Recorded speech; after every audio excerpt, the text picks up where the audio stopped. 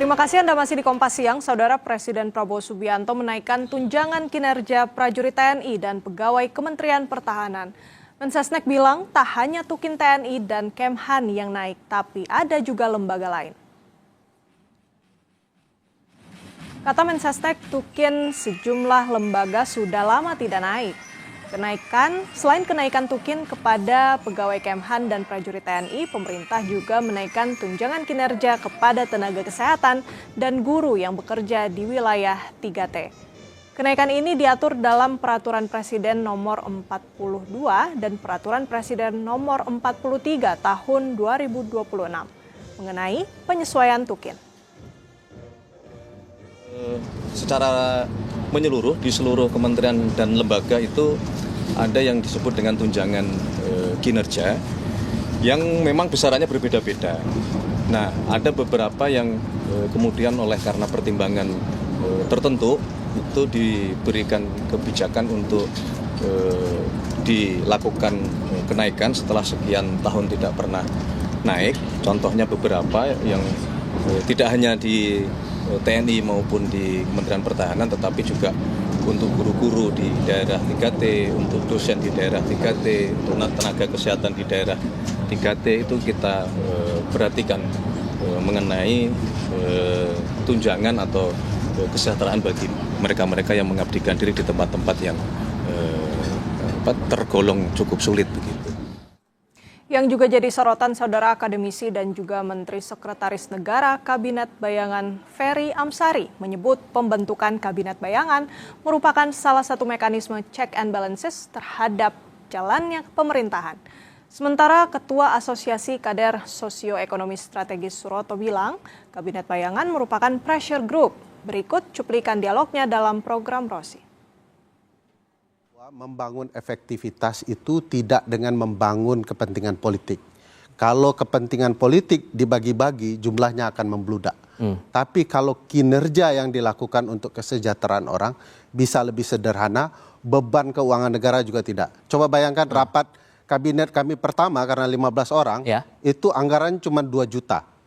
Bandingkan dengan rapat paripurna kabinet di Merah Putih, jumlahnya saja penuh. Kapan diskusinya para menteri dengan presiden? Kalau kami ada diskusinya. Nah, tanggal 28 Juli Anda mengunggah di media sosial, Mas Roto, apresiasi Anda, tapi juga menantang Kabinet Bayangan ini. Jadi Anda lagi memuji, lagi menguji, atau apa sih konteksnya?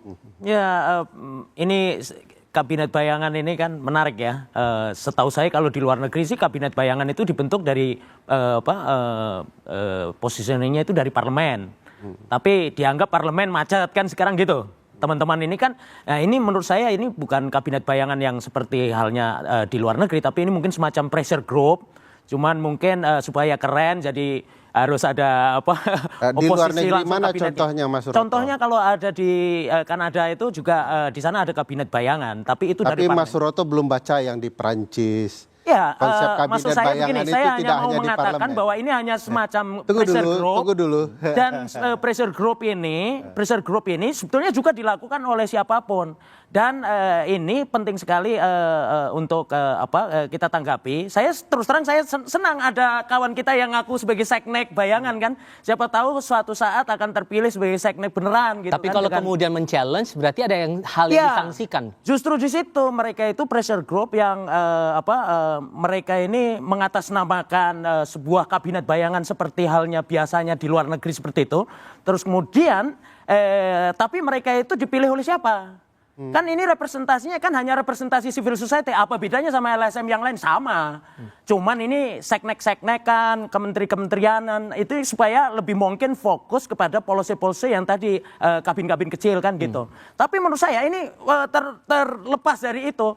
Saya ingin menguji ini bagaimana perspektifnya terutama karena saya diundang ke sini kan sesinya adalah sesi menguji kebijakan tentang Koperasi Desa Kelurahan Merah Putih nih.